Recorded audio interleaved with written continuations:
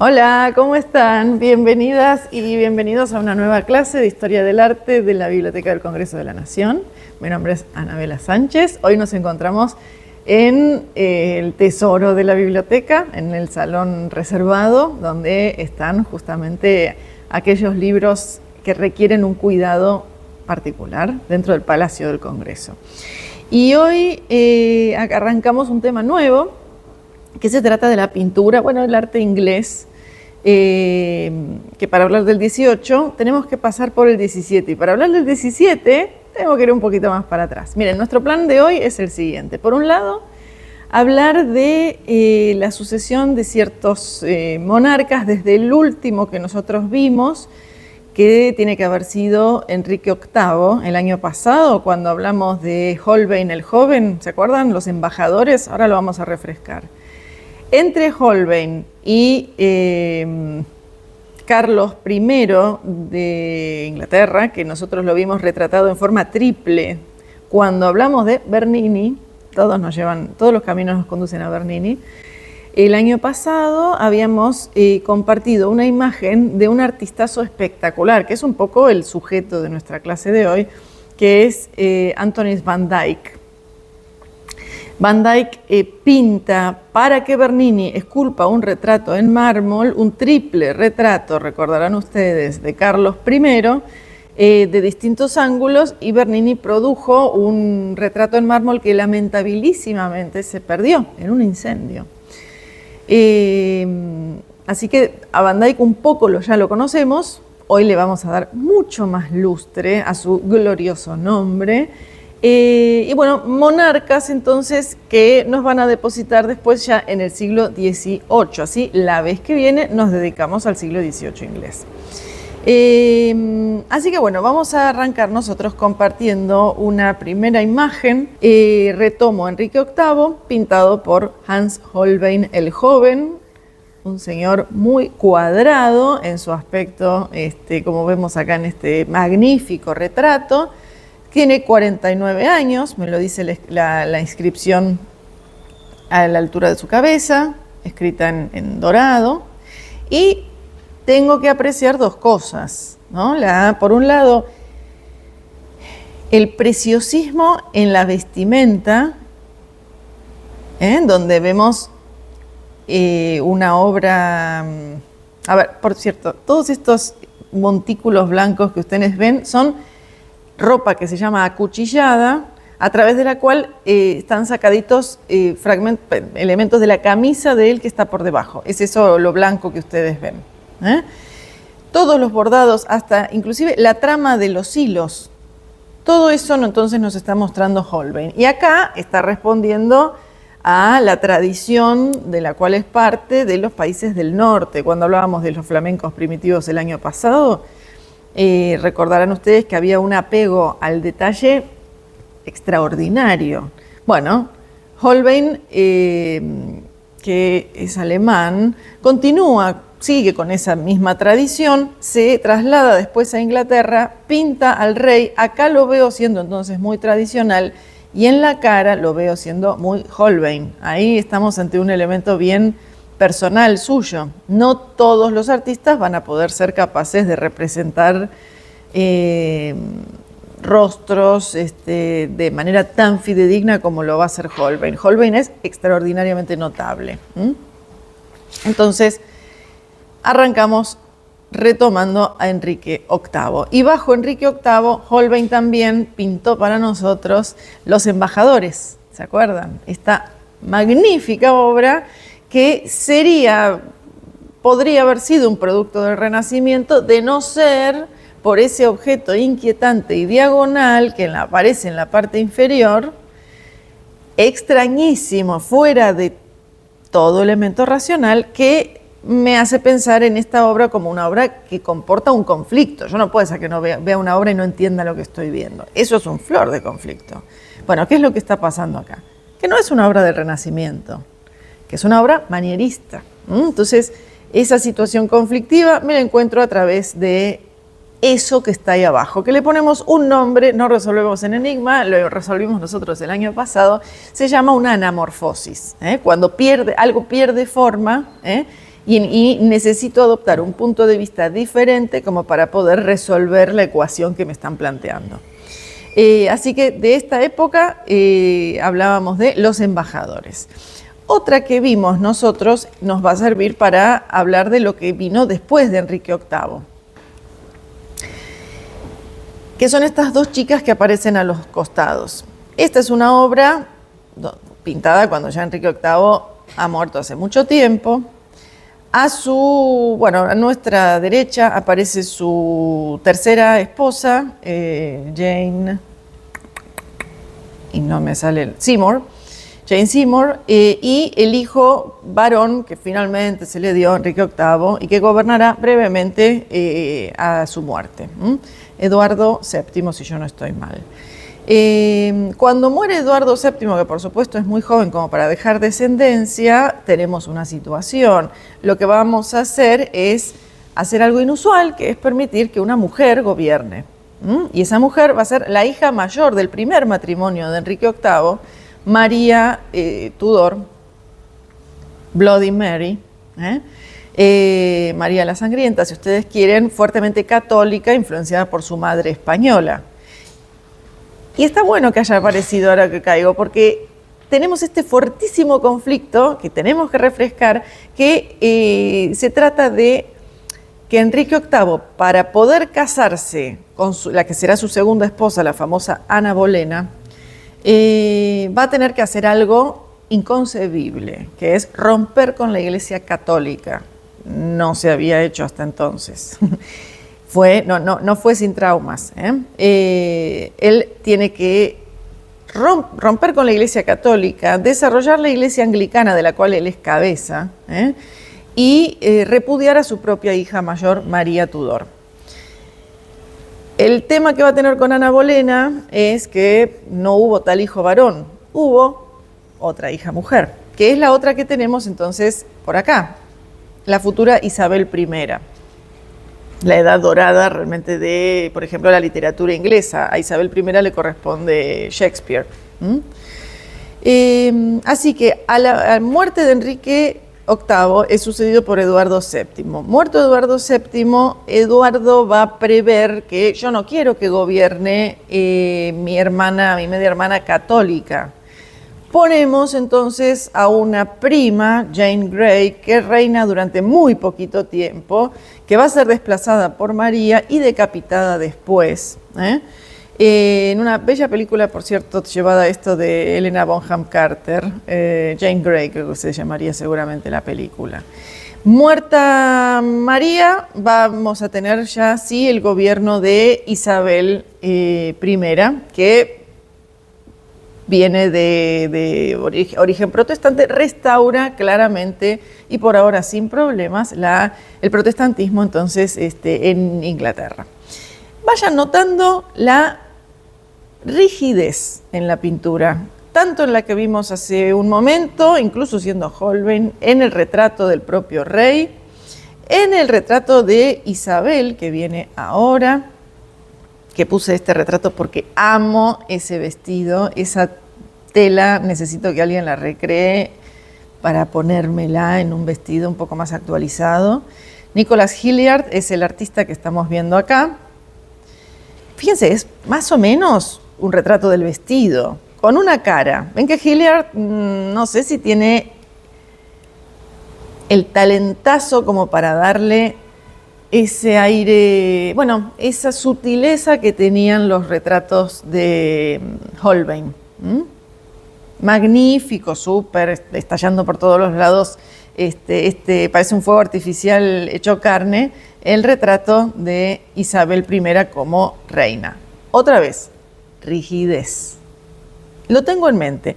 Inglaterra, al estar probablemente aislada del continente, está un poco desfasada con respecto a las novedades que van a ir surgiendo allí. Va a tener que venir un artista de afuera a actualizar la pintura inglesa. Y para eso falta un poquitín. Isabel I, también conocida como la Reina Virgen, no deja descendencia, nunca se casa, no deja descendencia. ¿Qué hacemos ahí con respecto a la sucesión? Bien, Bueno, ahora nos ponemos con los tejemanejes de las sucesiones, que me parece sumamente divertido y complejo. Enrique VIII tiene varios hermanos, nos importa uno, Margarita Tudor. Margarita se casa con Jacobo V de Escocia y tienen una hija que es María de Escocia, de la misma generación entonces que Isabel. María va a tener un hijo, Jacobo VI, ya para entonces, Jacobo VI de Escocia. Ante la amenaza que propone María para Isabel, Isabel la va a mandar primero encarcelar durante mucho tiempo y ejecutar después, decapitarla, y quien va a suceder a Isabel en el trono ya de Inglaterra y Escocia va a ser entonces Jacobo VI, Jacobo I de Inglaterra, que es el señor que aparece acá, también retratado por Nicholas Hilliard. Este es un retrato que deberíamos pensarlo como muy, por eso lo alejo, muy chiquitito. Se trata de miniaturas, que era lo que se estilaba en ese momento, miniaturas pintadas sobre marfil. Por eso, cuando agrando la imagen, quizá la calidad no es tan feliz, pero porque es así como está pintada. En donde, bueno, la miniatura quizás no me permite un gran marco como para apreciar la misma rigidez que yo tengo que esperar en el tipo de pintura de Nicholas Hilliard. Yo los invito igual a que disfruten de esa rigidez. Es de su época. Yo no le puedo pedir a Hilliard que haga algo que no concibe todavía hacer. Disfrutemos de la rigidez de la época entonces isabelina y jacobina. Así que Nicholas Hilliard pinta a Jacobo I, quien va a ser padre ya sí de otro señor que conocemos, que es, acá viene, Carlos I de Inglaterra. Y ahí conecto con Van Dyck, que es el artista que va a actualizar la pintura inglesa. Ahora muestro algunas obras suyas y después nos vamos a concentrar en propiamente Van Dyck. Triple retrato, pintado para la concepción del retrato en mármol por parte de Bernini. Hermosa obra. Rara moda, por cierto, ¿no? La de tener la mitad del pelo corto y la mitad del pelo largo, de un lado y del otro. ¡Tum! Pero magnífico retrato. Con esos ojos muy llenos de vida, realmente. Hermoso retrato.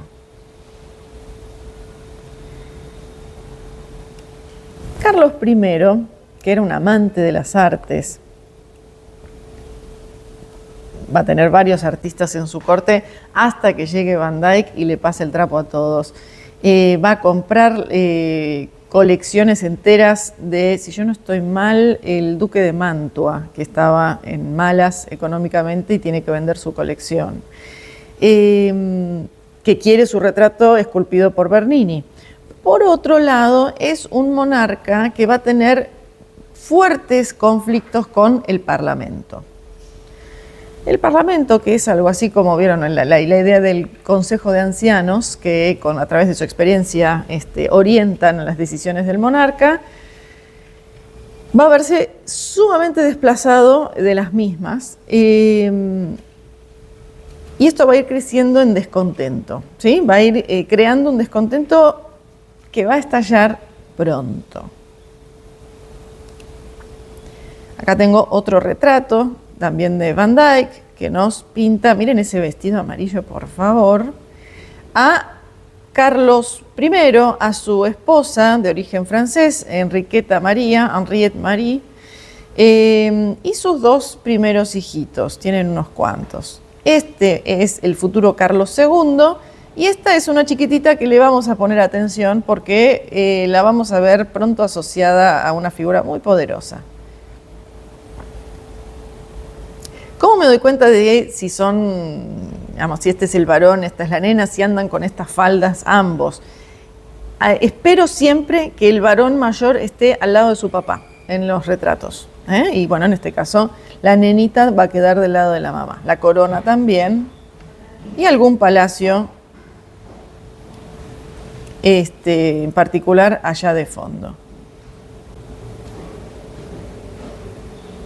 Van Dyck. Fíjense que se trata todavía un retrato de monarcas, pero vean cómo otorgó mucha más vida, ¿no? No tengo esa rigidez que teníamos hace un momento, que creo que en particular se notaba en el retrato de Enrique VIII con sus 2 hijas y el hijito y la esposa. Van Dyck va a pintar a los mismos hijos de Enrique, pero ningún Enrique, Carlos I. Unos añitos después se han sumado otros chiquititos. En el medio, paradito ahí, vestido de rojo, tenemos al futuro Carlos II. La hija mayor, María, la tengo por acá. Fíjense que parece una damita en miniatura, ¿eh? Acá tengo, no me doy cuenta fácilmente, a el siguiente hijo varón, Jacobo. Podemos hablar de él. Miren cómo domina, ¿no es cierto?, la figura del futuro Carlos II a este tremendo mastín, pero él está en absoluto dominio de la situación. Y acá tenemos otros 2 descendientes más, cuyo nombre hoy no me importa especialmente. Hay una elegancia en general en las obras de Van Dyck, muy notable, incluso en los nenitos. Esta nenita, esta María, que me voy a traer acá mi propio árbol genealógico, se va a casar a los 8 o 9 años con este varoncito que tenemos acá. Me voy a acercar. Lo conocemos a él, porque nosotros hemos visto, ahora vuelvo con el retrato, vimos este cuadro. De hecho, le vamos a sacar un jugo, le venimos sacando mucho jugo, le vamos a sacar más hoy todavía. Este cuadro, ustedes se acuerdan, nos muestra a varias generaciones de príncipes de Orange. Guillermo el Silencioso, sus 2 hijos, a este lo recordamos porque era el mecenas, o fue mecenas, encargó obra a Rembrandt. El hijo de este que tengo por acá, este que tengo en el medio entonces, ese es Guillermo II de Orange. Y es el mismo, en chiquito, que está pintado al lado de la princesa María, ya comprometido o a punto de casarse con ella. Guillermo II. Hijo de Guillermo II y María es este otro que tengo por acá, el futuro, que todavía no existe, Guillermo III. Vamos con el retrato de Guillermo y María de Van Dyck. Miren qué divinura. Son muy disfrutables realmente los retratos de Van Dyck.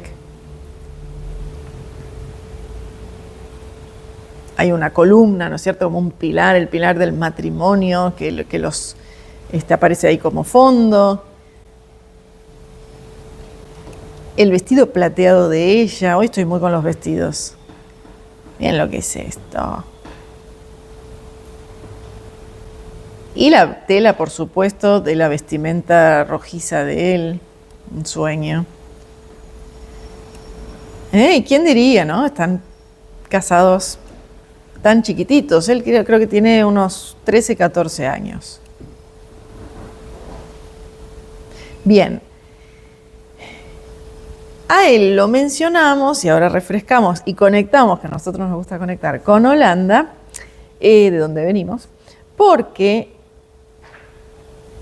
él llega a ser estatúder de Holanda, brevemente, entre 1647 y 1650. Muere en 1650, al poquito tiempo nace recién Guillermo III, que imagínense es muy pequeño para ser estatúder, así que vamos a tener en Holanda un periodo amplio sin la figura de los estatúderes. ¿Se acuerdan que son aquellos como dirigentes hacia afuera, hacia la defensa del país, mientras que los regentes, recuerdan ustedes, gobiernan más, digamos, hacia adentro y con más cercanía con cuestiones más comerciales, que de soberanía. Entonces vamos a tener entre el 50 y 1672 un periodo llamado el periodo sin estatúderes, en donde no tenemos a ninguno de los miembros de la familia de Orange entonces en ese rol, todavía está creciendo, y tenemos el brillo del pobrecito Johan de Witt, que ya sabemos cómo le fue,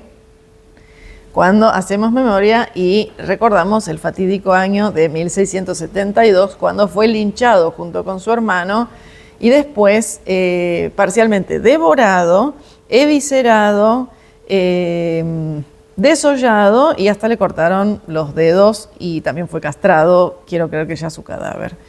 Este es Johan de Witt antes de que le pasara todo esto. Durante este periodo entonces tenemos el ensalzamiento de la figura de Johan de Witt hasta que en 1672 estalla, que ya no te queremos ver ni en figuritas. Ustedes recordarán la pintura esta tan hermosa del cisne defendiendo, el cisne amenazado que defiende su nido, donde no se sabía, y se sigue sin saber, si lo que está escrito abajo formaba parte del mismo cuadro en el momento de su creación o fue un agregado a posteriori. Acá me hablan del gran pensionario, ese es Johan de Witt, el nido es Holanda, el perro es el enemigo. Entonces acá tenemos un momento glorioso de Johan de Witt antes de su espantosa, brutal caída.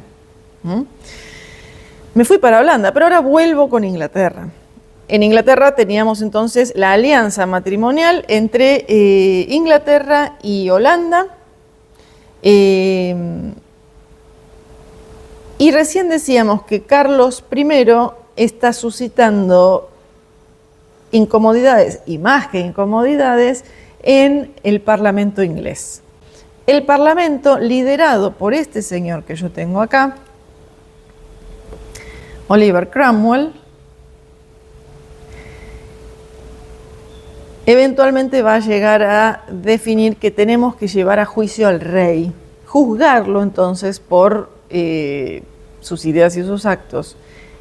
Determinan que el rey está siendo traidor a su país y proceden a la ejecución, fíjense que bastante antes de la Revolución Francesa y de la decapitación de Luis XVI, a la ejecución, acá con un hacha, no con guillotina, de Carlos I de Inglaterra. Y ahí tenemos un periodo que se va a llamar el periodo de la, me sale en inglés, Commonwealth, lo tengo escrito en alguna parte, yo me lo puse, la mancomunidad, a ver si puse de cuándo es, lo voy a dejar en la descripción del video, el periodo de la mancomunidad que ocurrió entre la muerte de Carlos I y eventualmente el retorno a la monarquía con la figura ya de Carlos II. En el medio, entonces, tengo este gobierno de la mancomunidad, donde brilla la figura de Oliver Cromwell. A su muerte va a ser sucedido brevemente por su hijo, que no era tan carismático como él, que fue fácilmente entonces desplazable por los realistas que restauran la monarquía de ahora Carlos II. Sí, acá me viene muy bien. Miren, hice una línea de tiempo como para que nos orientemos. Puse gobiernos, fíjense, no son las vidas, son los gobiernos. Este es el gobierno de Carlos I. A continuación, el periodo de la mancomunidad, entre 1649 y 1660, acá estaba. Cuando asume Carlos II, va a hacerle a su vez, fíjense, la venganza será terrible, un juicio al cadáver de Oliver Cromwell, decapitando el cuerpo, exhibiendo su cabeza en una pica. Eventualmente, tengo entendido, sus restos van a ser después reunidos y nuevamente honrados. De hecho, aparecen en una de las zonas más importantes de la abadía de Westminster, que es un lindo tema para tratar alguna otra vez. A continuación, entonces, vamos a tener el gobierno de Carlos II. Carlos II parece que tiene numerosos hijos extramatrimoniales, pero ningún hijo que lo pueda llegar a suceder en el trono. Así que a su muerte vamos a tener a el famoso Jacobo que teníamos en formato bebé hace un ratín. Ese va a ser el hermano que va a sucederlo a él en el gobierno. Y ahí aparece una estrella amarilla que viene a simbolizar una situación de conflicto. La nombro y después nos expandimos en ella. Esto se llama la Revolución Gloriosa. Jacobo II era católico y a ver si restaura el catolicismo en la monarquía inglesa. Peligro. Entonces ahí voy a tener el gobierno de María II, la hija de Jacobo, y de Guillermo III, su esposo. ¿Me suena Guillermo III? Debería. Lo acabamos de mencionar, ahora lo vamos a refrescar. Cuando tampoco tienen hijos María II, Guillermo III, quien va a suceder en el trono a ambos va a ser la reina Ana. Y cuando Ana muera, y no hay quien la suceda, ahí vamos a hablar del fin de la dinastía de los jacobitas. ¿Estoy bien con los jacobitas? No, no son los jacobitas. Esperen que me acaba de agarrar la duda existencial. Fin de la dinastía de los Estuardo. Acá me lo había anotado. Fin de la dinastía de los Estuardo, inicio de la dinastía de los Hanover. Y todo esto lo vamos a estar charlando la vez que viene. Ahí está, bien. Miren qué hermoso retrato. Medio me recuerda al de Luis XIV, con el trono, con la corona, con la espada, con el cetro, con todos los atributos del poder están acá. Me acerco un poquito. Esa peluca tan importante me tiene que recordar también a Luis XIV. Estamos en la misma época, son coetáneos.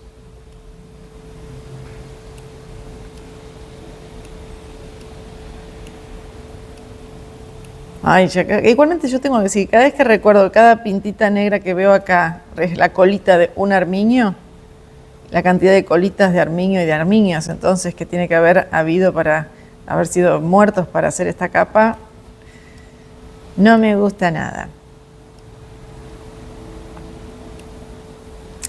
Bien, entonces tengo en la corona a Carlos II, bajo cuyo gobierno quiero mencionar un episodio muy de alto impacto, que es el gran incendio de Londres del año 1666. Londres era una ciudad con muchas casas construidas en madera. Este es un cuadro de 1675 que evoca el gran incendio de 1666. Ocurrió en una panadería y se fue expandiendo y a lo largo de 3 días ardió buena parte de la ciudad hasta que por fin pudieron contener el fuego. Esto fue en septiembre del 66 y hubo que reconstruir la ciudad. Bien, entonces, el incendio entonces fue absolutamente brutal, unas 16.000 casas. Imagínense la destrucción de 16.000 hogares durante 3 días. Parece que en cuanto a muertes no hubo tantas extra que las habituales, pero fue una situación de destrucción terrorífica.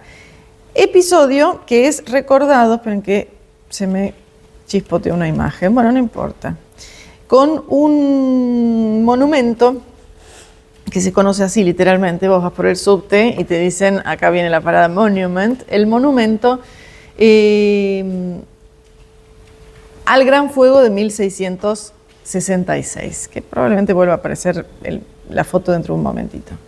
En la base del monumento tenemos este relieve que nos va a mostrar al rey Carlos II encargando la reconstrucción, por eso acá vienen con sus compases, este es un bastón de mando, con diferentes instrumentos, figuras que son la arquitectura, la geometría, grandes alegorías. La envidia, fíjense, está aplastada, no puede hacer nada. Hay que reconstruir a Londres, que está medio ahí achicopalada. El tiempo la sostiene, y figuras gloriosas le dicen, tranquila Londres, serás reconstruida y muy bien. Y efectivamente vamos a notar un pasaje de una Londres con un resabio tal vez más medieval a la intención de reconstruir la ciudad bueno, de manera más espectacular.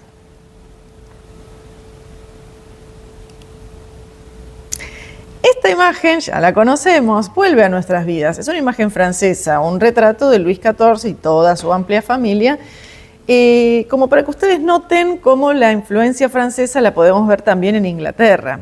En particular, me voy a centrar en la figura del hermano de Luis XIV, Philippe, con su cara que mira para un lado, pero la patita que va para el otro lado, ¿no? Esa cuestión de la piernita y la cara para direcciones opuestas es muy, muy de esta época, ¿eh? Por supuesto, tengo que notar la abundancia de la cabellera o peluca que veíamos recién con Carlos II, la voy a también encontrar en Jacobo, en breve.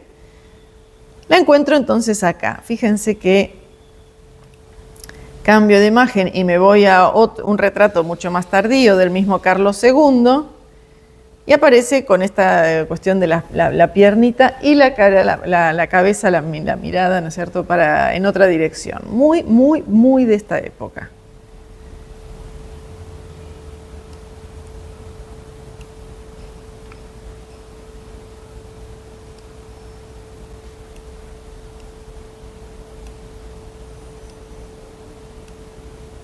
Preciosa imagen, ¿eh?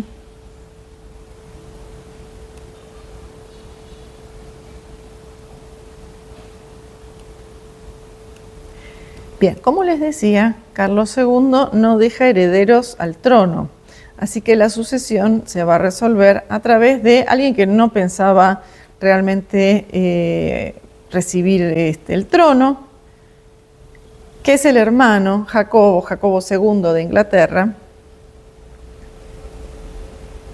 retratado aquí por un francés, Nicolas de Largillière, con su peluca muy a la moda del momento, y que se casa y tiene, ahí lo tenemos, con su esposa, todavía como duque de York, tiene 2 hijas. Estas son las futuras María II y Ana, que en breve recordaremos. O les pondremos cara, si ustedes quieren. Peter Lely es un artista que va a ser de aquellos que gocen de la influencia de Van Dyck, a quien vamos a ver dentro de un momentito.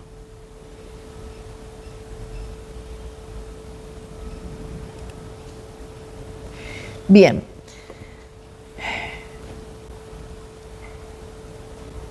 María, bueno, por acá mejor. Esta me gusta, me viene bien. Jacobo II, puesto en el poder, es un ferviente católico. Y ya sabemos, porque lo mencionábamos desde Enrique VIII, Isabel I restaura el protestantismo, pero no consideren que todos vivieron felices para siempre, sino que siempre vamos a tener una minoría católica que quiere volver al poder. Que en este caso pareciera que tiene la oportunidad. El rey Jacobo otorga roles de mucho poder a su círculo católico, procura, aprendiendo de la historia, quitar poder al Parlamento, cuidado, y es una situación entonces de amenaza, de peligro. Su hija mayor, la heredera, María, vamos a llamarla María II para no confundirla con la María que teníamos hace un ratito con el vestido plateado. María II, entonces, es protestante. Por ahí podemos tolerar a un rey católico sabiendo que la sucesión viene protestante. Está bien, hasta que nace un hijo varón que inmediatamente desplazaría a María II, siendo ya María II, estando ya casada, nace un hijo varón que podría entonces sí asentar una estirpe católica en la monarquía inglesa. Peligro. Entonces, ¿qué va a pasar? que miembros del Parlamento inglés van a contactar a el marido de María II, que es este que nos faltaba del cuadro, Guillermo III. Guillermo III, quien llega en 1672, dijo bien, a su mayoría de edad, a que le digan necesitamos a un estatuder, basta de Johan de Witt, te tenemos que poner a vos en el poder. Llega entonces al poder de Holanda, se va a celebrar el matrimonio con la princesa inglesa, forman entonces una alianza, ambos protestantes y recontra protestantes, y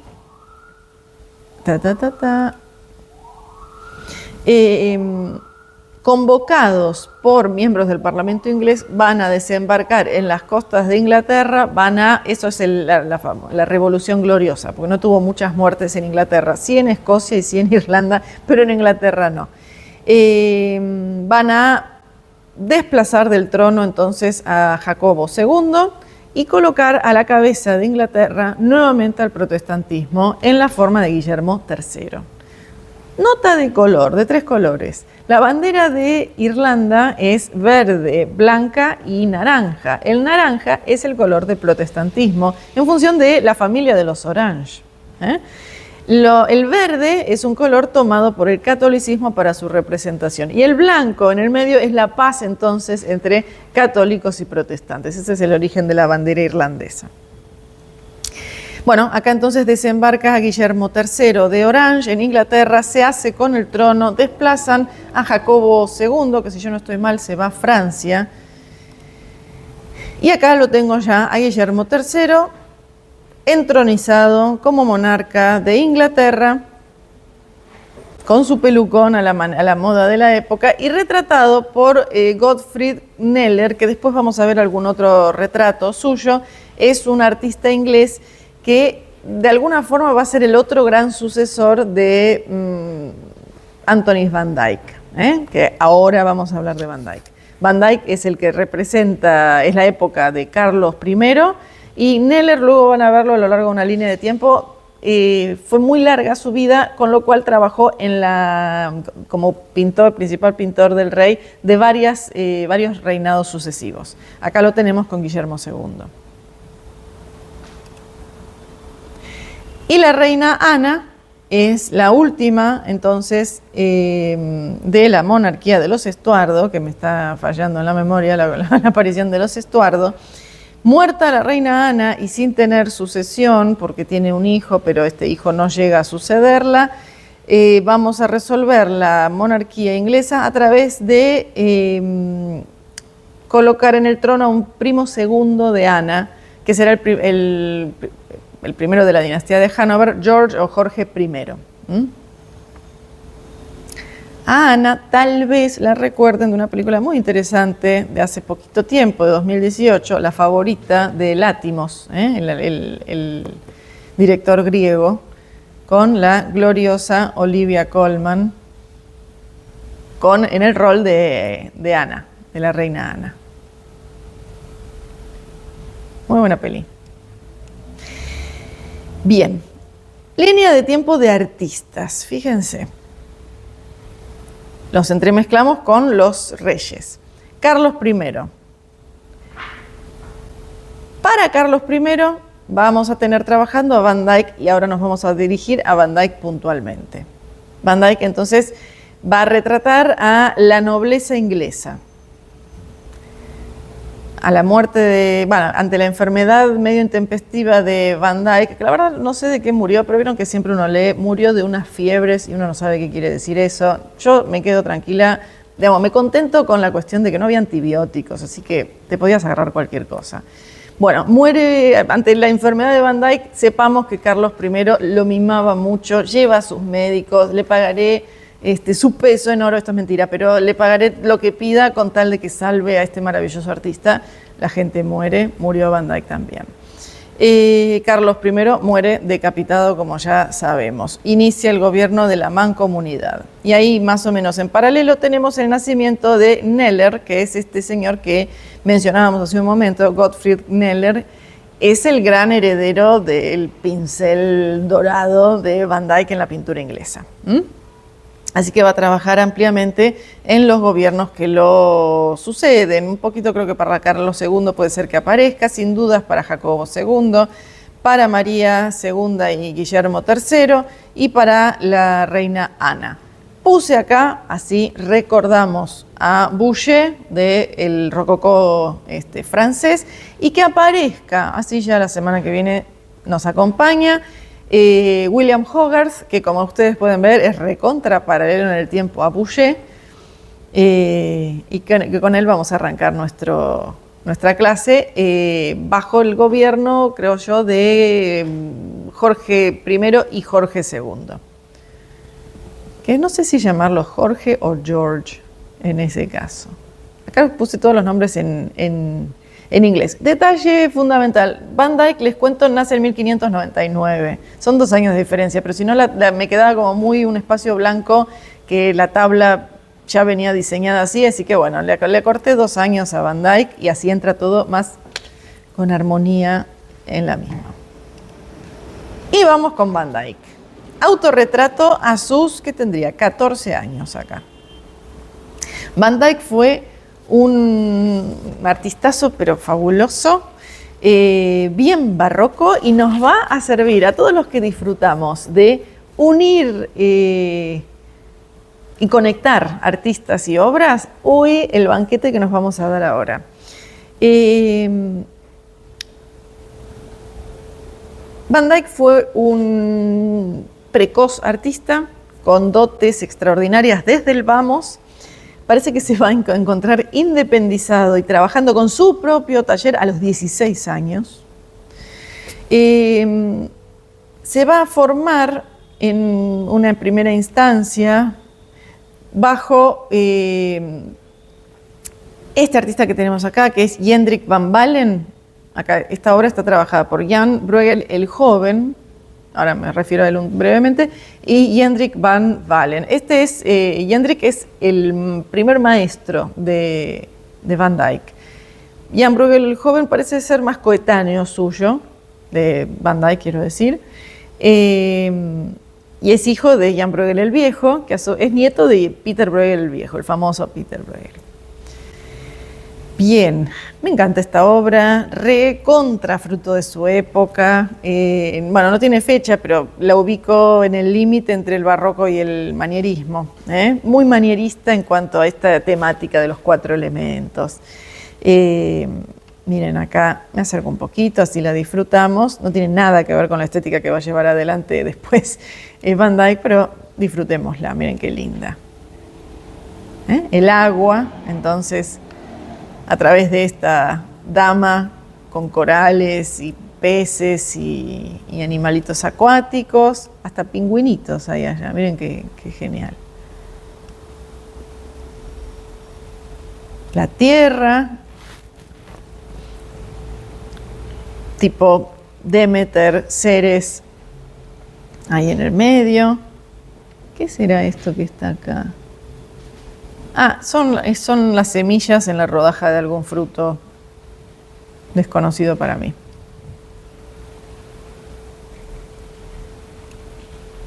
El campo, ¿no es cierto?, en referencia a la tierra, y arriba vienen otras 2 figuras alegóricas, una con una antorcha, otra con una pluma, el aire entonces y el fuego. Y tenemos acá entonces a los 4 elementos. Así que una primera formación de Van Dyck la tendríamos acá en este taller.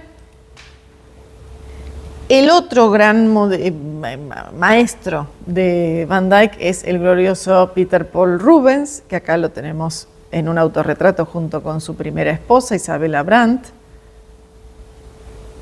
Rubens, que va a amasar una fortuna y que va a ser otro de estos vínculos entre distintos países y sus artistas a través de sus viajes. Bueno, va a tener un regio sucesor en Van Dyck. Miren cómo están ellos, tomados con sus manos derechas bajo la madreselva. Hermoso. Qué contentos que están, él inclinado hacia ella está chocha. Están contentos. Lindo retrato matrimonial en una época en la que ya sabemos se estilaba que un cuadro fuera para él, otro cuadro fuera para ella. Sí mantienen la cuestión de que él tiene que estar a la izquierda y ella a la derecha, ¿no? Lo sigo viendo entonces acá.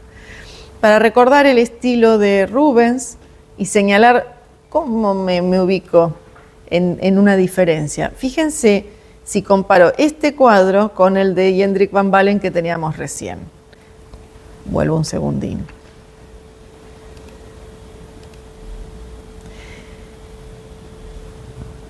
Tengo 3 o 4, si ustedes quieren, núcleos de figuras. Yo podría tomar esta escena principal, se me fue, ahí está, esta situación y hacer un cuadro autónomo con solamente esto que veo y que se llame Alegoría de la Tierra. Y funcionaría. A esto yo lo llamo entonces forma múltiple y forma parte de las características que suelen tener las obras de tipo clásico. Puedo sacar un pedacito y funciona bien. Puedo hacer una que se trate de la alegoría del elemento del agua.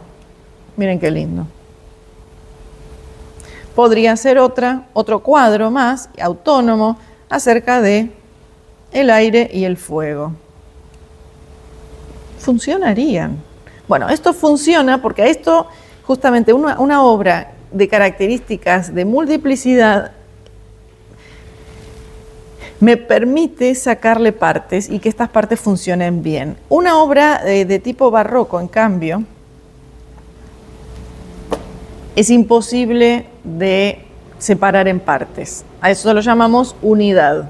Unidad en el barroco, multiplicidad en obras como del Renacimiento o del Manierismo. Unidad porque es un tremendo nudo, no es posible, todo se relaciona con todo, a través de agarro, esta señora le echa sombra con su mano en la cara al chiquitito, pero además la falda roja de la hija le hace un reflejo en la palma de la mano. Todas estas cositas favorecen entonces a que hablemos de un nudo indisoluble, ¿no es cierto?, propio de este otro periodo, propio del barroco. Así que con Rubens realmente Van Dyck va a profundizar su formación y colocarse más en su época. Estas son las características del arte hacia el cual se va entonces a ir dirigiendo poco a poco la historia y el propio Van Dyck.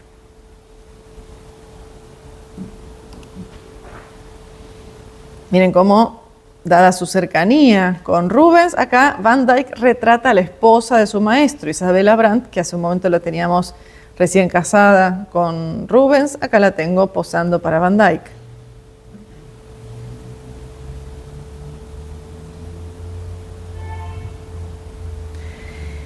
Rubens posiblemente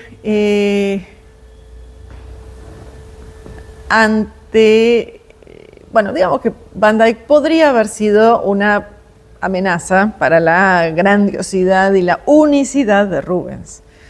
Ya fuera porque teme su competencia, ya sea porque lo quiere mucho. Cuando Van Dyck dice, estoy pensando en hacer como vos hiciste e irme a Italia a continuar con mi formación artística, cosa que ya sabemos se estilaba mucho, Rubens va a decirle, me parece fantástico, le hace varias cartas de presentación, así él puede acceder a colecciones.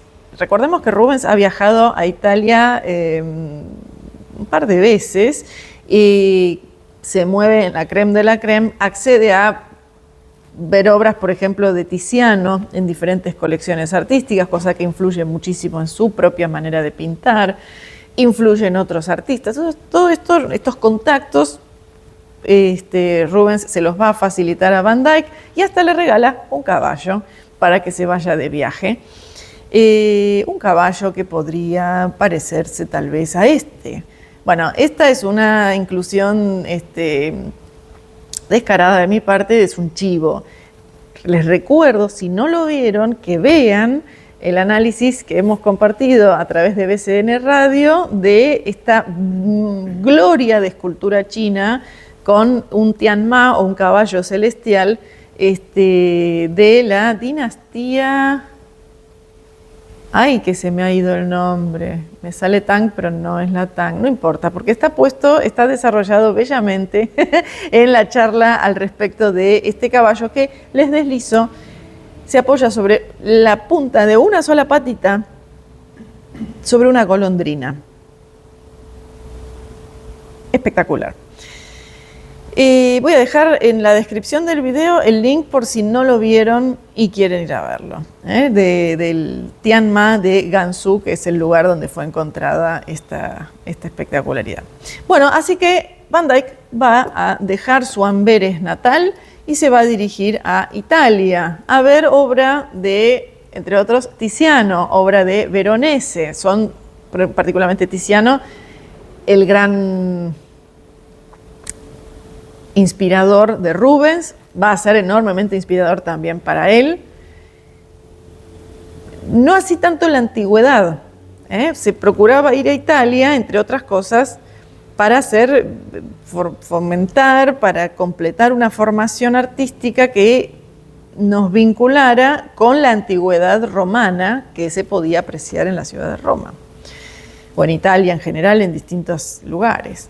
Y esto va a ser de mucha inspiración para Rubens. Parece que no tanto para Van Dyck, que más bien estuvo más cercano a su propia época, o como muy lejos, ya les digo, a Tiziano, que es del siglo anterior. Pongo este autorretrato de Tiziano a propósito. Así después lo vinculamos con una obra de Van Dyck. Paolo Veronese, con su uso del color, también va a ser otro muso inspirador para Van Dyck. Pongo esta obra porque es la más famosa probablemente de Veronese y porque me encanta, que nos representa ahí tocando música al propio Tiziano, al propio Veronese, a Tintoretto ahí de verde, en las bodas de Caná, mezclando épocas de entonces y de ahora. En una obra enorme, magnífica en el Louvre. Y que vimos el año pasado. Bien, así que tengo en Italia a Van Dyck que inicie el baile de las conexiones. Ya lo trajimos a Tiziano, ya lo trajimos a Veronese. Vuelvo con Rubens acá como para que recordemos que en la estancia de Rubens él retrata a muchos del círculo de Mantua.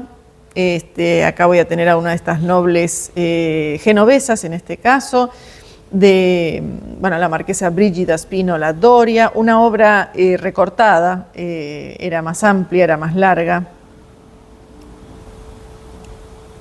Bien de ese primer estilo de Rubens, con mucho apego al detalle. Recuerdan que después Rubens va dejando pasar más la mancha, que es más propia de lo que será una invención de su propia época, ¿no?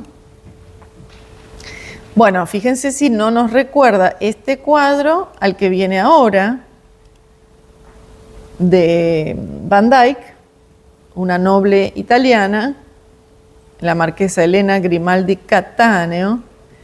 Parecido a este tiene que haber sido el planteo original de la marquesa Brigida Spinola Doria que teníamos recién, con una balaustrada por allá atrás, con la arquitectura, con el pedacito de cielo y también espacio para moverse.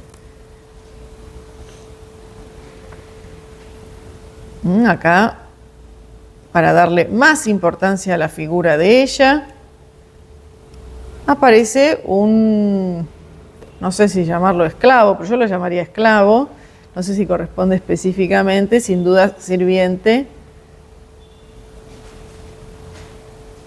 que le trae una sombrilla roja que a su vez, imagínense que la hace destacar mucho, mucho más.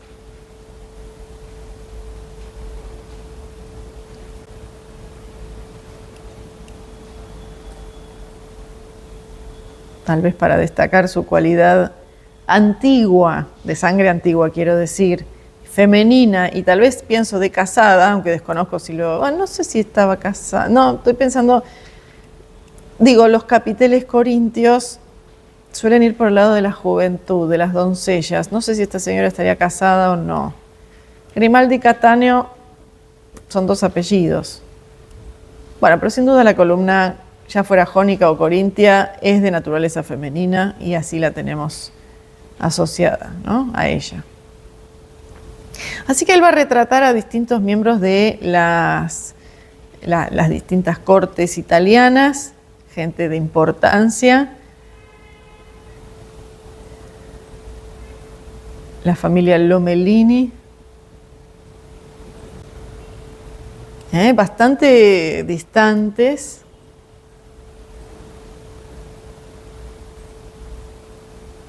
Y los chiquititos, sin tener la rigidez de la época con la cual empezamos nuestra clase, tienen una, otra vez, elegancia que yo no sé si asociaría con un nenito.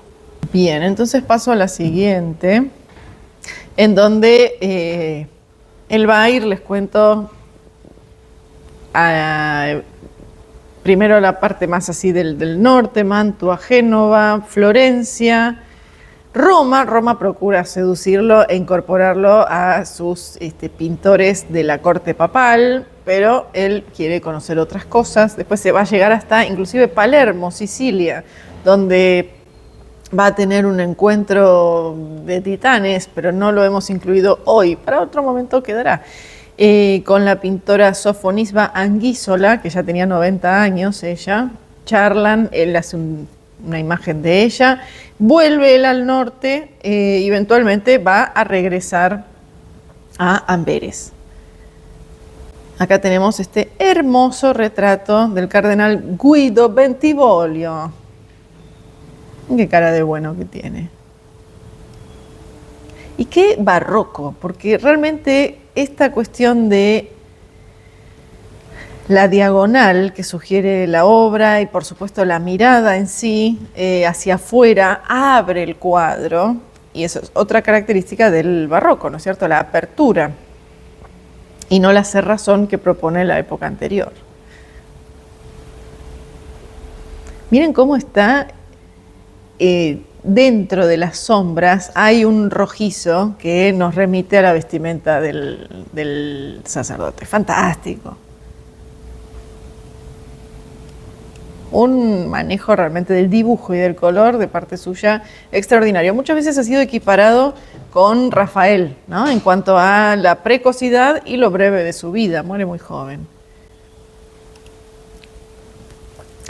Conectamos con François Duquesnoy, un escultor que en realidad yo lo pronuncio a la francesa, pero creo que es flamenco, y que está trabajando en ese momento esculpiendo en el Vaticano.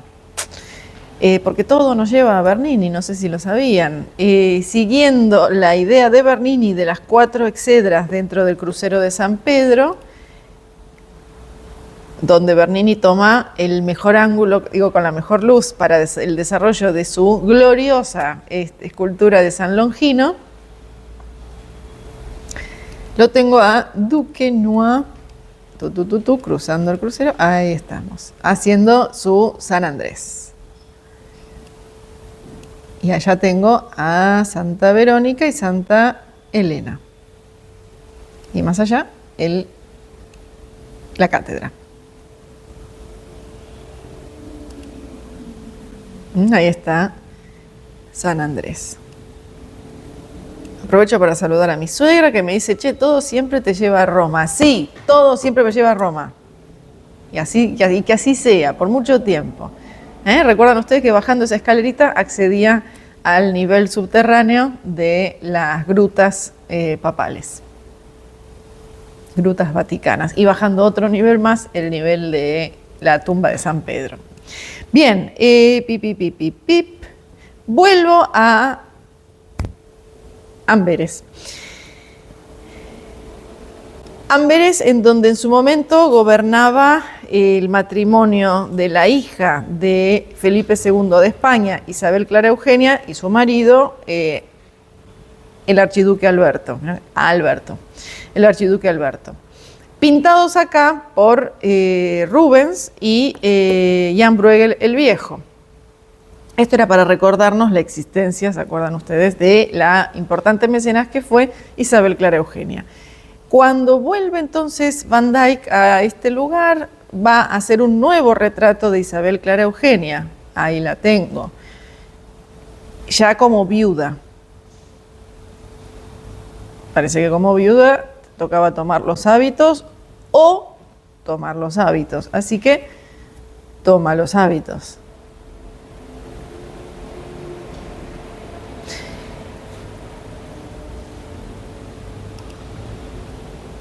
Rubens retrata a Van Dyck. Y se nota que hay un punto en común, pero una diferencia, ¿no? Hay una floritura, no sé, en el pincel de Rubens, en estos bigotitos, que no es algo que yo personalmente le reconozca a Van Dyck.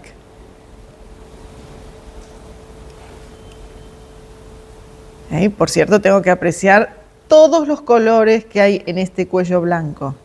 Y en todas partes.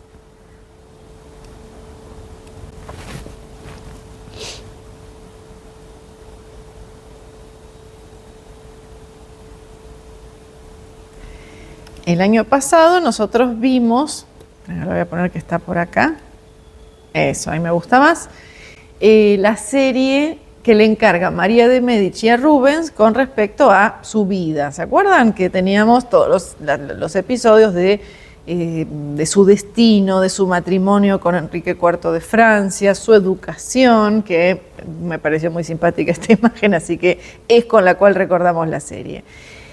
María de Medici, retratada en su momento por Rubens también, acá la tengo retratada, pero por Van Dyck. Miren ese perro diminuto que está ahí abajo. María de Medici que está en exilio,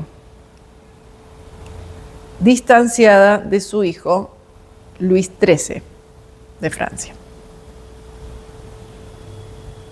¿Se acuerdan ustedes que cuando hablábamos de la serie de María de Medici, una de las obras nos mostraba cómo María, con mucha cordialidad, le cedía el timón a Luis? Luis, ya eres mayor de edad y te corresponde gobernar los destinos de Francia. Y no fue así, la realidad fue un tanto diferente. María no quería dejar el poder. Luis no parece haber sido un rey, ay, qué apto que soy para el gobierno, sino que tenía muchos favoritos y demás otras cosas que lo respaldaban y que se oponían a la influencia de su madre. Así que ella va al exilio y en el exilio en Amberes se hace retratar por Van Dyck.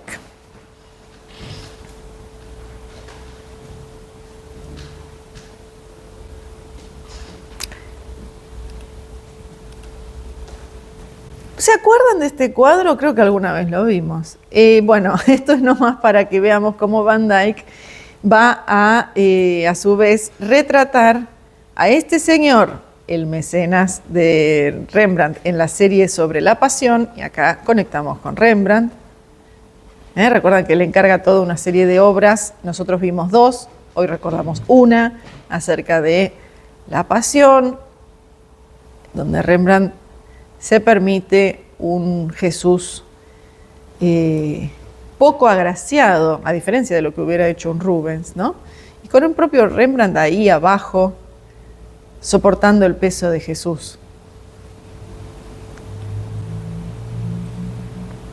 Y con una paleta, por cierto, mucho más corta en cuanto a sus variedades que la que trabajaba un Rubens o un Van Dyck. Ya sabemos que la paleta más colorida es la que va a ir triunfando y sobre la cual se va a servir la paleta francesa a partir de la segunda mitad del siglo, en detrimento de la manera de pintar holandesa, que era más monocromática.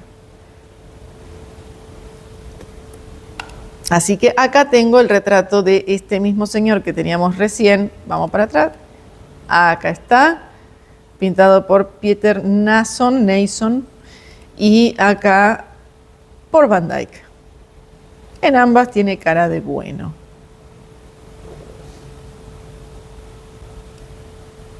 Y armadura. Y algo atado de color orange de la casa de, digamos, simbolizando su casa. Puse este retrato a continuación de Van Dyck porque me gusta, porque es hermoso. Miren esta mujer con esa vestimenta y ese cuello espectacular. Y qué bonita. Y la miradita. Y la elegancia que tienen todos los sujetos de las obras de este artista.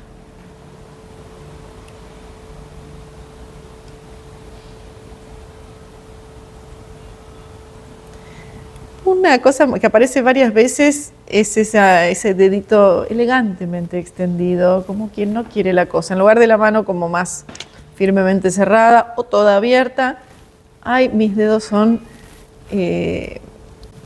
como una materia etérea, pareciera.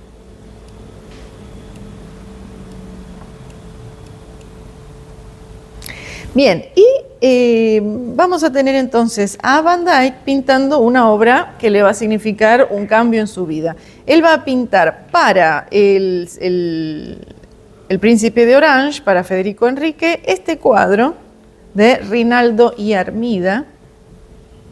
Rinaldo es un caballero cristiano, Armida es una bruja sarracena, que quiere seducirlo, y esta obra que personalmente le encuentro mucho, o sea, tiene pareciera los colores de Rubens, pero una diagramación un poco a la manera de Veronese, para mí,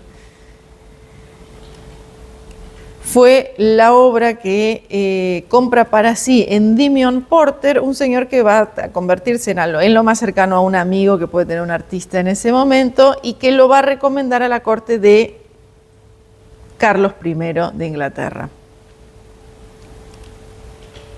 Ahí tenemos Endymion Porter, fíjense, con el dedito ahí extendido. Pintado acá, retratado por Van Dyck, va a aparecer retratado con Van Dyck más adelante y lo vamos a compartir.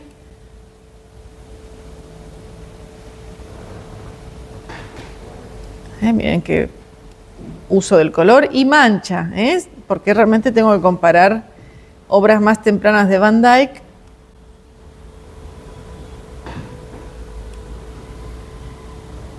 con estas más tardías y ir reconociendo que acá hay dibujo, pero también coexiste con un manejo de la mancha interesantísimo.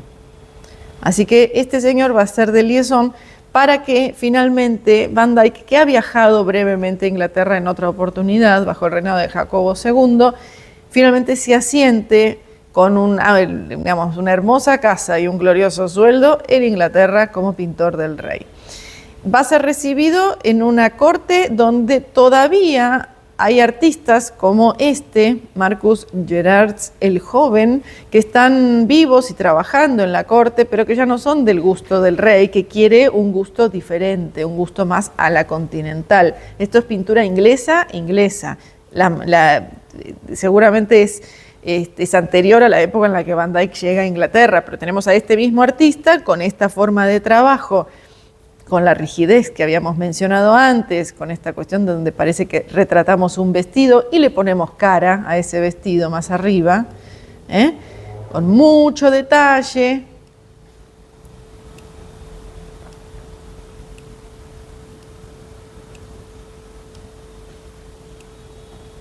Ya va a tener que llegar un Van Dyck para actualizar la pintura inglesa.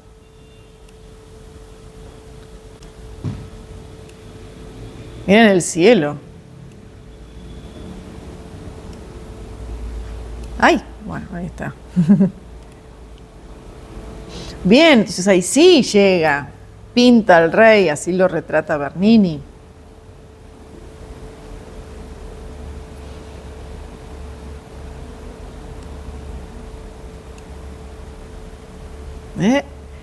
Tengo que reconocer todo lo que ha aprendido y de lo que se ha separado también de Rubens.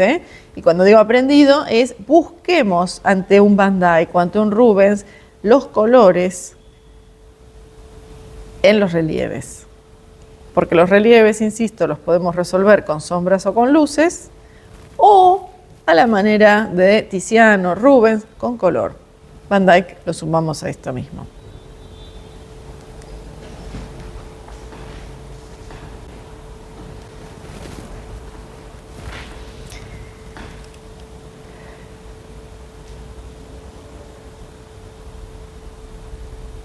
Esta imagen entonces ya la conocemos, pero ahora lo hemos incluido más a Van Dyck en la ecuación.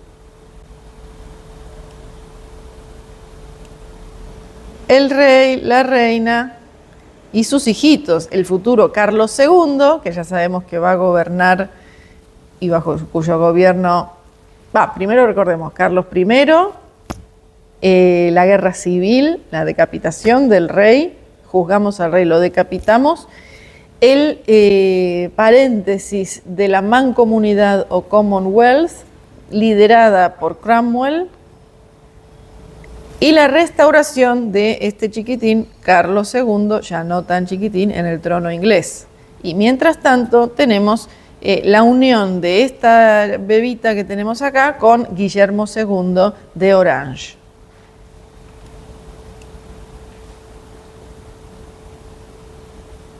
Ay, por favor, esa tela amarilla lo que es. Autorretrato de Van Dyck con un girasol. Fíjense cómo señala el girasol, o tiene ese dedito. Realmente acá señala más que tener la mano blanda con el dedito extendido como teníamos en ese retrato femenino de hace un momento. El girasol parece simbolizar la fidelidad, dado que mira atentamente el recorrido del sol. Tenemos que festejarlo a través de los colores que plantea el artista, y quiero a su vez también destacar cómo exhibe, no muy sutilmente, una tremenda cadena de oro que ostentaban pocos artistas. No sé si Rembrandt tenía una cadena de oro, la tiene Van Dyck, artista que es el artista número 1 de la corte de Carlos I. Y me retrotraigo en la memoria a pensar cuándo aparece esta cuestión del artista con cadena de oro. Y el primero es Tiziano, elegido por Carlos I y después por Felipe II como el depositario de sus solicitudes de imágenes.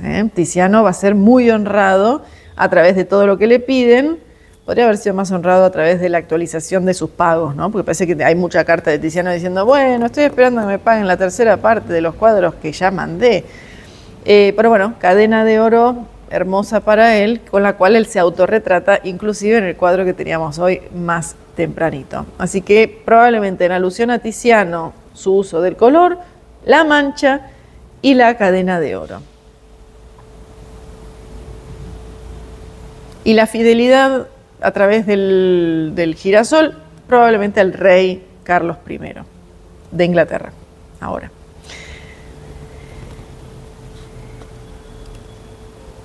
Y lo tengo al propio Van Dyck autorretratándose junto con Endymion Porter, el señor que es medio su amigo. Digo medio porque cuán amigos todavía podían ser, me lo pregunto, un señor de una cierta nobleza de sangre con un simple pintor. Creo que en el barroco estamos ante una época en donde la cuestión del simple pintor como figura secundaria, vos ponete ahí, pintame y cállate, no sé si era ya tan así. Recordemos las luchas de un Velázquez por explicitar la grandeza del artista, ¿no? A través de las meninas. Los regalos, los mimos que le hacen a estos artistas. Pero bueno, supongo que había que rescatarlos de un lugar bastante remoto, del cual venían desde antes, ¿no? Así que digamos que estamos ante un momento de continuo crecimiento de la figura del artista y bueno, una amistad entre comillas, entre Endymion Porter y el artista. Un señor que encarga un cuadro de quiero aparecer yo, pero también quiero que aparezcas vos al lado mío. Gran honor.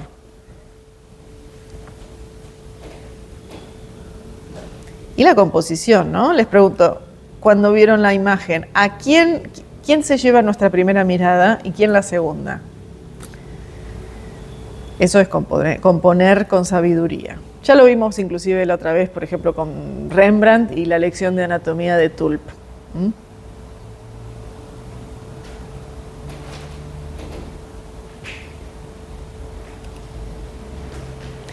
Bueno, retratos del rey y de su familia, Van Dyck hace por montones.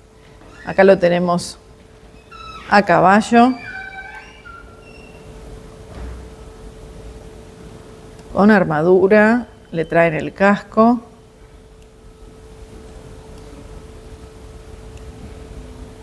Cuenta la anécdota que cuando le comunican a este rey que lo van a decapitar dentro de poco, mañana, él dice, bueno, quiero ir bien abrigado porque no quiero que nadie me vea temblando y piense que es de miedo.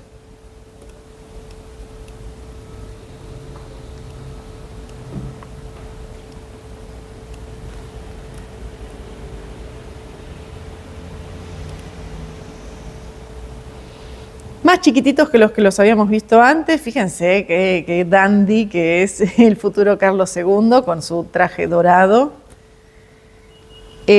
María, su hermanita, la que se va a casar, ¿no es cierto?, con Guillermo II, y el futuro rey Jacobo II de Inglaterra.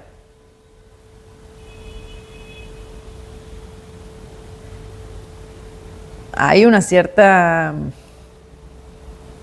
Bueno, acá gana otra vez tengo que usar la misma palabra, la elegancia por encima de la realidad de que ningún chiquitín de 3 años anda con esta pose y porte durante 1 minuto siquiera.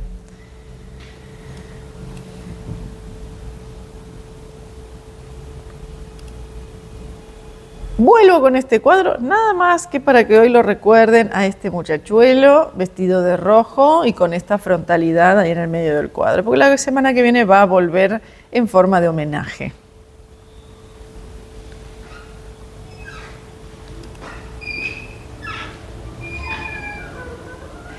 Acá tengo otro retrato de Van Dyck de un chico muy joven, creo que muere a los 22 o 23 años, Lord Charles Cavendish, y me encanta este retrato. Gran artista Van Dyck, ¿eh? La semana que viene vamos a ver alguna pariente de Cavendish. Hablaremos de ella en ese caso. ¿Qué pasaría ahí arriba, no? Que está tan... ya creo, debe ser la sombra del marco, lo que se ve ahí. Eso. Pip, pip, pip, pip. Uno de mis retratos favoritos de Van Dyck. ¿Y por qué será? Ya ustedes se darán cuenta. Tenemos a 2 caballeros. Thomas Killigrew y William Lord Croft. Uno de los dos, intuyo que el señor de la izquierda, uno de los dos estaba casado con una dama que era hermana del otro. O sea, son cuñados. Y esta señora en cuestión fallece. Así que los dos se autorretratan tristes y uno de ellos en la famosa pose melancólica de la cabeza apoyada sobre la mano. Y por eso me encanta. Y porque además está la columna. Vieron que la columna aparece como un símbolo que aparece 1000 veces en los cuadros, pero rota. Les falta esta mujer amada por los dos.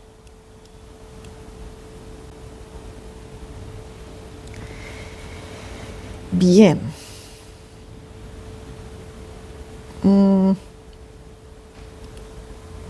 Para esta época, las obras de Van Dyck las estuvimos viendo en orden cronológico. Para esta época, entonces, la chiquitita ha crecido un poquito más, ya está en condiciones de casarse, se casa con Guillermo de Orange II.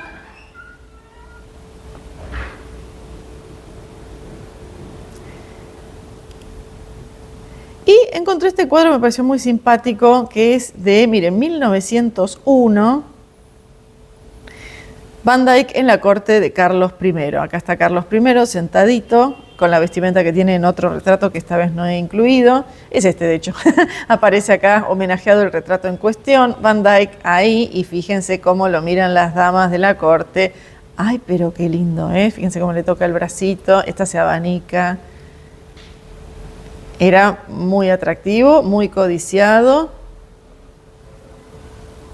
Todos le sonríen mucho. Y bueno, realmente actualizó la pintura inglesa del siglo XVII. Cuando muere, él va a ser enterrado en la Catedral de Saint Paul, la Catedral de Londres, San Pablo.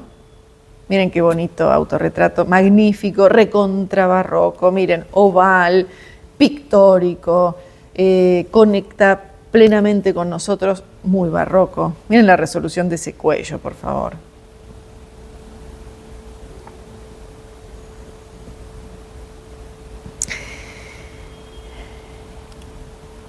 Y mueren creo que en el 45, si yo no estoy mal, 41. Y recuerdo esa fecha, en breve la recordaré para algo, ¿no? Y ahí quiero tomar brevemente la figura de Gottfried Kneller, que se apoya en Van Dyck. Sin duda no me recuerda al estilo más isabelino o de Enrique VIII que teníamos hace un rato, sino que continúa sobre esa actualización. Yo le veo más rigidez, quizás porque estamos ante figuras muy aristocráticas, y Kneller les da más decoro todavía que lo que había hecho el propio Van Dyck. Acá tengo a Jacobo II.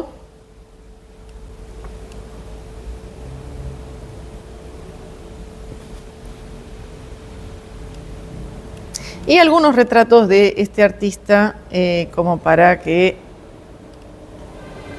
compartamos con respecto a su época. Kneller va a retratar a Newton, a Sir Isaac Newton, el inventor de la gravedad.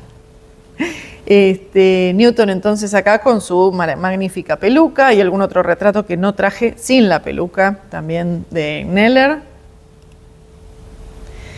Retrato de Daniel Defoe, el escritor de Robinson Crusoe, una novela acerca de, bueno, el triunfo europeo, si ustedes quieren, porque este señor queda con nada, digamos, a su favor, varado en una isla desierta, y va a lograr hacerse amo y señor un poco de la isla, tener su propio esclavo a disposición y establecer orden y coherencia en una situación caótica. Retratado entonces acá William Dafoe, que por cierto era un señor que se expresaba mucho a través de los panfletos, y está bueno que aparezcan los panfletos porque la literatura panfletaria requiere, así nos vamos situando cada vez más en el siglo XVIII, se trata de elementos de contexto, que tiene que ser fácilmente de impacto, legible por un público que va a ir formándose poquito a poco en leer piezas de este calibre y que son de contenido político. Y todo esto lo digo porque va a ser también a través de la distribución de panfletos, entre otros en contra de Luis XVI y María Antonieta, como va a ir creciendo la Revolución Francesa. Fíjense cómo implica un tipo de una pieza de literatura, por más breve que sea. El periodismo también es de esta época, nace entonces en el siglo XVIII, ¿no? Que requiere una inmediatez, requiere un papel barato, requiere impresión, requiere gran número, y en ese caso es de naturaleza política. Esta imagen nos muestra a Daniel Defoe en la picota, esto es colocado en el cepo, para que lo agreda la multitud, pero en su caso la gente iba y le tiraba flores y bebía su salud en su compañía, dado que las quejas expuestas contra el gobierno eran reales y el pueblo las compartía. Así que interesante detalle, yo lo desconocía, lo conozco al armar esta clase. Otro señor que va a ser retratado por Kneller es Christopher Wren, y este señor es el arquitecto de algunas de esas piezas fundamentales de la ciudad de Londres que se construyeron a partir del incendio de 1666. Queremos reconstruir Londres. Wren va a ser de los fundamentales, en donde, bueno, es el arquitecto de Saint Paul, en donde la San Pablo que hoy podemos visitar no es aquella en la cual fue enterrado Van Dyck. Por eso estaba recién reflotando la cuestión de su fecha de muerte. Recuerden, Van Dyck muere en 1641 y es enterrado en la antigua San Pablo. Esa iglesia, en el incendio de 1666, queda destruida, así que no hay tumba realmente de Van Dyck.